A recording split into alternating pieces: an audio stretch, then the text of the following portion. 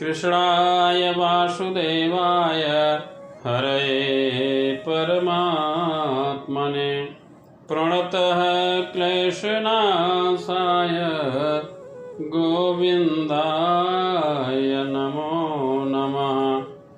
जय श्री राधे कृष्ण।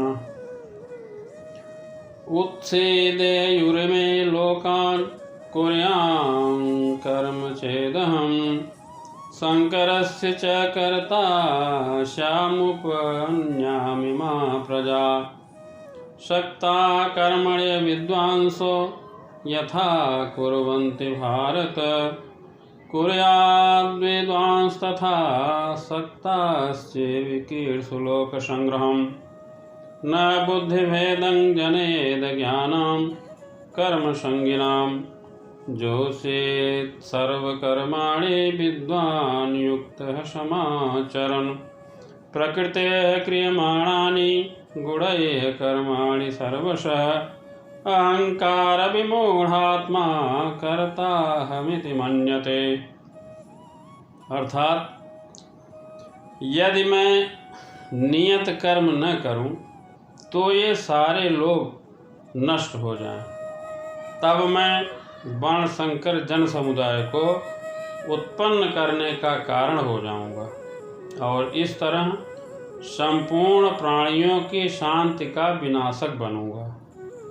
जिस प्रकार अज्ञानी जन फल की आसक्ति से कार्य करते हैं, उसी तरह विद्वान जनों को चाहिए कि वो लोगों को उचित पथ पर ले जाने के लिए अनासक्त रहकर कार्य करें। विद्वान व्यक्ति को चाहिए कि वह सकाम कर्मों में आसक्त अज्ञानी पुरुषों को कर्म करने से रोके नहीं, ताकि उनका मन विचलित न हो, अपितु भक्ति भाव से कर्म करते हुए वह उन्हें सभी प्रकार के कार्यों में लगाए, जिससे भक्ति का विकास हो। जीवात्मा अहंकार के प्रभाव से मोहग्रस्त होकर अपने आप को समस्त कर्मों का कर्ता मान बैठता है, जबकि वास्तव में वो प्रकृति के तीनों गुणों द्वारा संपन्न किए जाते हैं।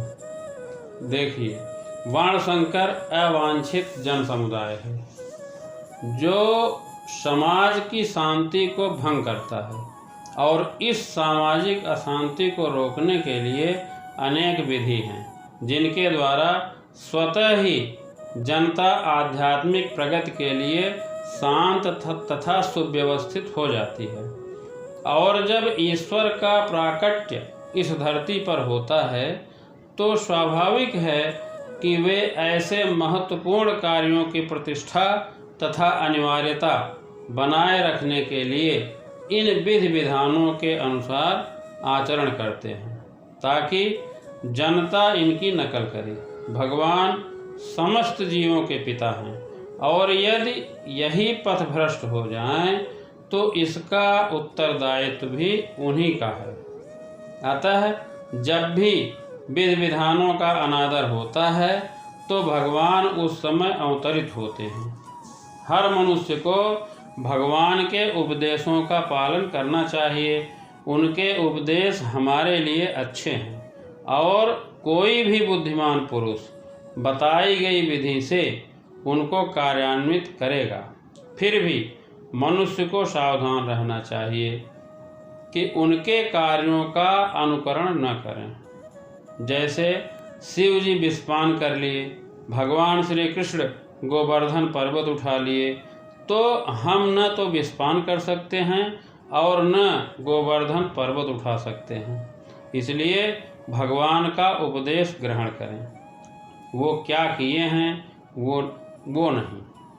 किसी भी शक्तिमान का अनुकरण न करें, सिर्फ उनके उपदेशों का पालन करें।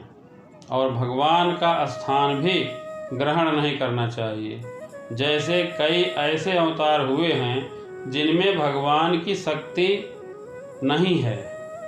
दो प्रकार के मनुष्य होते हैं, एक अपनी इंद्रिय तृप्ति के लिए कार्य करते हैं और एक भगवान के तुष्टि के लिए कार्य करते हैं।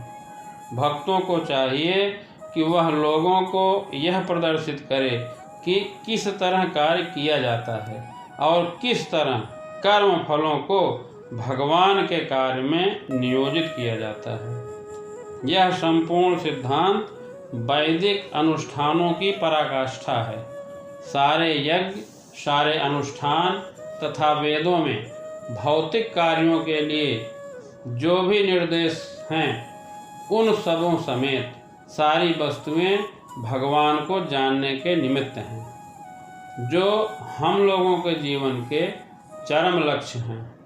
लेकिन चूंकि बद्ध जीव इंद्रिय तृप्ति के अतिरिक्त और कुछ नहीं जानते, अतः वे वेदों का अध्ययन इसी दृष्टि से करते हैं, किंतु सकाम कर्मों तथा वैदिक अनुष्ठानों के द्वारा नियमित इंद्रिय तृप्ति के माध्यम से मनुष्य धीरे धीरे भक्ति को प्राप्त होता है।